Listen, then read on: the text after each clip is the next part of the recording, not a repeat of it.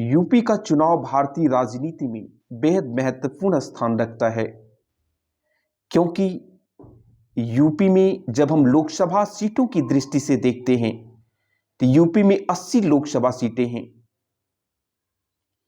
और यह चिर परिचित कहावत भी है कि दिल्ली का रास्ता लखनऊ से होकर के जाता है, अर्थात रायसीना हिल्स में उसी राजनीतिक दल की सत्ता बनती है जिस राजनीतिक दल ने यूपी की जनमानस से जनमत हासिल कर पाने में सफल हुआ है।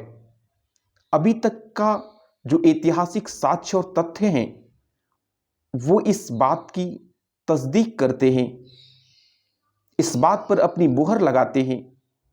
और जब हम विधानसभा दृष्टि से देखते हैं तो 403 विधानसभा सीटें, कुल मिलाकर वैसे तो 404 विधानसभा सीटें हैं, लेकिन 403 विधानसभा सीटों पर प्रत्यक्ष माध्यम से चुन करके आएंगी और एक एंग्लो इंडियन के लिए सुरक्षित विधानसभा सीट है जिसकी नियुक्ति राज्यपाल अपने विवेक के आधार पर करते हैं। तो इस आधार पर अगर देखा जाए तो भारत के अन्य राज्यों की तुलना में यूपी में सर्वाधिक विधानसभा सीटें हैं। यह अपने आप में यूपी के लिए एक गर्व का विषय भी हो सकता है। विश्व के तमाम राष्ट्रों के बराबर आबादी यूपी की है, जैसे कि ब्राजील, इंडोनेशिया, फिलीपींस, जापान। बहुत सारे ऐसे विश्व के राष्ट्र यदि जनसंख्या की दृष्टिकोण से देखें तो विश्व में यूपी का 5वां स्थान आता है। तो ऐसे में यूपी में लोकतंत्र का ऊंट किस करवट बैठेगा, इस पर भारत के लोगों की निगाहें तो हैं ही, लेकिन विश्व की सुधीजनों और प्रिंट मीडिया, इलेक्ट्रॉनिक मीडिया की निगाहें भी कहीं न कहीं यूपी के चुनाव पर केंद्रित हैं। जब तक कि परिणाम आ नहीं जाते हैं, लेकिन परिणाम के पूर्वानुमान से पहले हमें इस बात पर बेहद जिम्मेदारीपूर्ण ढंग से चिंतन करना चाहिए कि यूपी के अंदर में जो राजनीतिक दल काम कर रहे हैं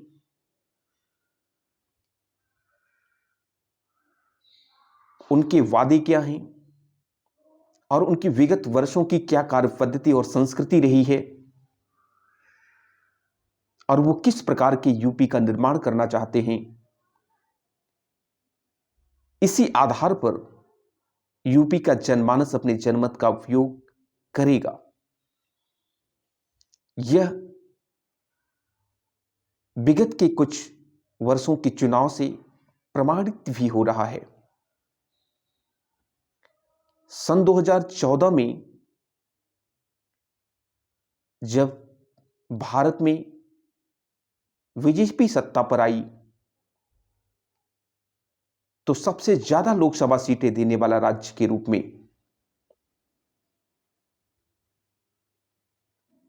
यूपी रहा और बीजेपी निरंतर रूप से अपने विजय रथ को आगे बढ़ा रही है। तो इसके लिए मात्र बीजेपी को तो कहीं न कहीं श्रेय जाता ही है, इसके लिए कहीं न कहीं विपक्षी दल जो भारत के अंदर में काम कर रहे हैं वो भी जिम्मेदार हैं। उन्होंने कहीं न कहीं विश्वास का संकट जनमानस में पैदा किया, सत्ता के प्रति, सरकार के प्रति। उसी अविश्वास का परिणाम रहा कि बीजेपी सत्ता में काबिज हुई। चलिए, सन 2014 में एक बार बीजेपी सत्ता में काबिज हुई, लेकिन सन 2019 में भारतीय जनमानस के द्वारा पुनः उसके कार्यों का मूल्यांकन और परीक्षण किया गया तो भारतीय जनमानस ने पुनः बीजेपी को सत्ता दी। तो इसके मूल में अगर हम चिंतन करें तो कहीं ना कहीं बीजेपी की जो अपनी सांगठनिक क्षमता है, उसकी जो अपनी कार्य पद्धति है, कार्य संस्कृति है, वो जिम्मेदार है। कहीं ना कहीं बीजेपी ने लोक कल्याणकारी कार्यों को आगे बढ़ाने में सफल रही है। वहीं पर जो राजनीतिक दल कार्य कर रहे हैं, उनकी कार्य संस्कृति भिन्न है, वो परिवारवाद की गिरफ्त में है। वहां अध्यक्ष एक खास मां की गोद से पैदा हुआ व्यक्ति ही बनेगा, इस संस्कृति पर काम कर रहे हैं। तो यह संस्कृति भारतीय जनमानस को स्वीकार नहीं है। कभी स्वीकार रही होगी तो रही होगी, लेकिन आज का भारतीय जनमानस बिल्कुल अलग है। उसके पास सोशल मीडिया जैसे अस्त्र हैं। विश्व में घटित होने वाली किसी भी घटना से वो अछूता नहीं है। कहीं न कहीं उसमें राजनीतिक अवेयरनेस और जागरूकता की बढ़ोतरी हुई है।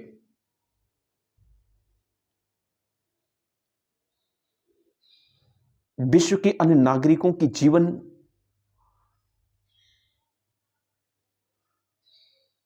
सुविधाओं से वो प्रभावित है। उसे भारत में भी ऐसी सुविधाएं चाहिए, इसकी वह अपेक्षा करता है और इसका अधिकारी भी है।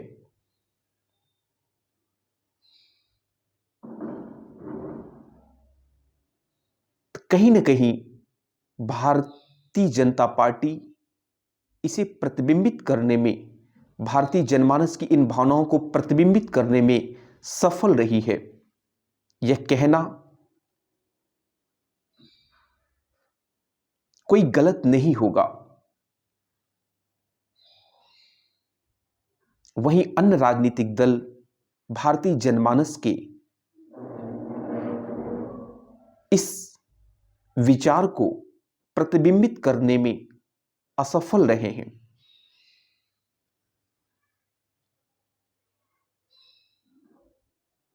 जब हम यूपी की बात करते हैं तो यूपी में काम कर रहे राजनीतिक दल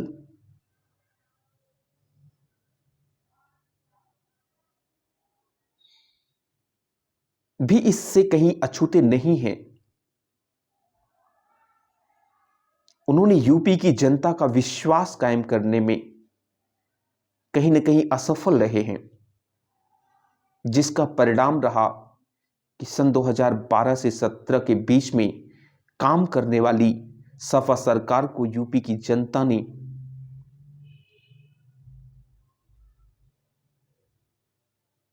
बहुत ही बुरी तरीके से परास्त किया और 325 सीटें देकर बीजेपी को पुनः 14 साल के बाद सत्ता में स्थापित किया। तो जब हम इस बात का विश्लेषण करते हैं तो वही अविश्वास की परिघटना यहां पर भी दिखाई पड़ती है।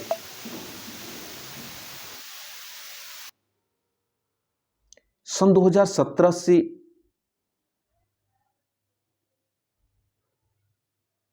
कहीं न कहीं बीजेपी जनता से निरंतर रूप से जुड़ने का प्रयास किया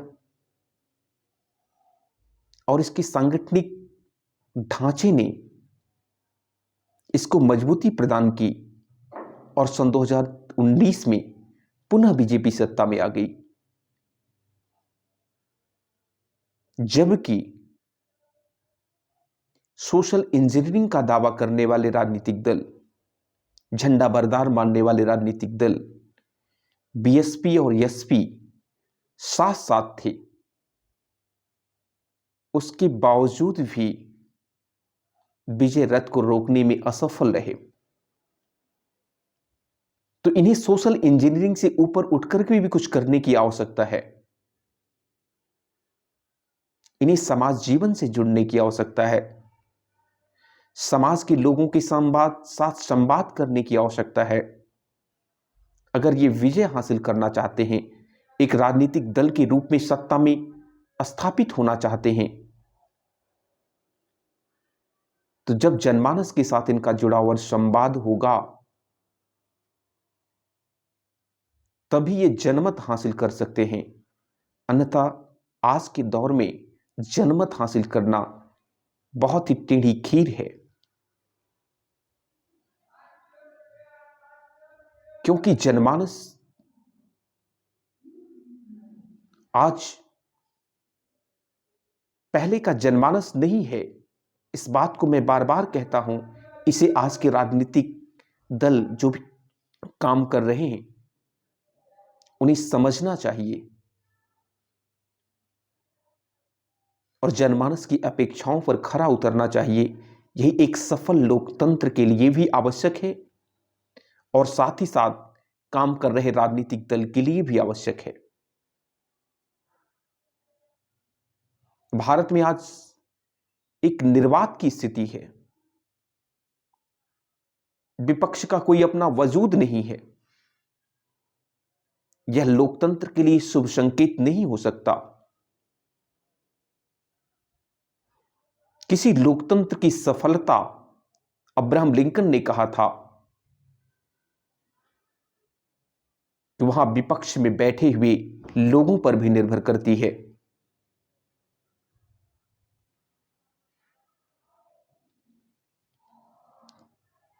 तो कम से कम इन्हें एक मजबूत विपक्ष तो बनना ही चाहिए और इनका अधिकार है कि जनमानस की समस्याओं का समाधान करके सत्ता को भी संचालित करें।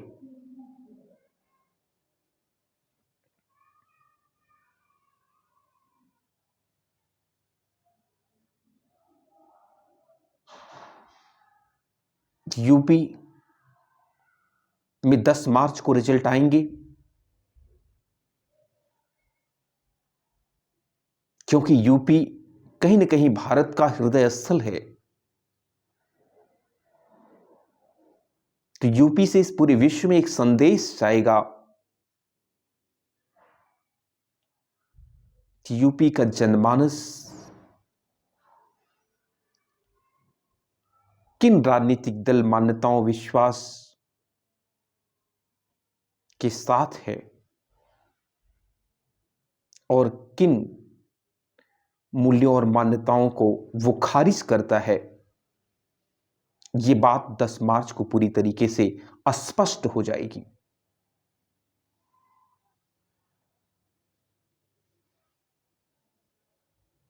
और यह 22 का चुनाव अपने आप में बेहद महत्वपूर्ण है, क्योंकि यह भारत की राजनीतिक दिशा आने वाले समय में तय करने का एक आधार होगी।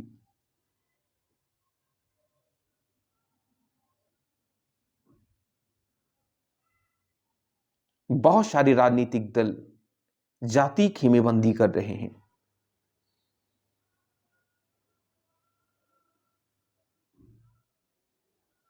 और जाति खेमेबंदी के माध्यम से अपना स्वहित साधना चाहते हैं, राजनीतिक स्वाद चखना चाहते हैं। अमुक जाति का झंडा बरदार अपने आप को साबित करके राजनीतिक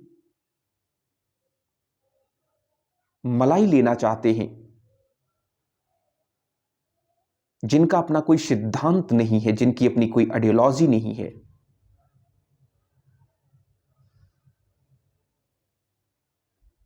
ऐसे सिद्धांत विहीन राजनीतिक दल कभी चिरजीवी नहीं हो सकते।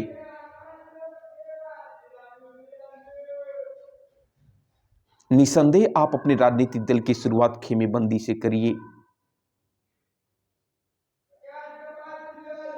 लेकिन आपको यूपी के प्रति अपना एक विचार और सिद्धांत तो रखना ही होगा।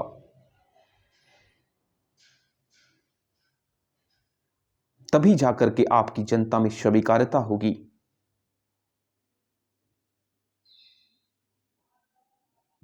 अन्यथा यूपी का जनमानस आपको खारिज कर देगा,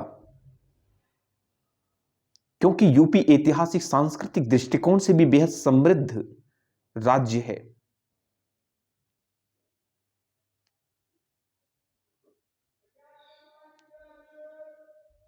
तो ऐसे में यहां की राजनीतिक तासीर भी कुछ अलग ही है। उसे इन राजनीतिक दलों को समझना चाहिए, मंथन और चिंतन करना चाहिए, और सत्ता रूपी अमृत प्राप्त करने के तब ये अधिकारी बनते हैं, अन्यथा नहीं। जय हिंद, जय भारत।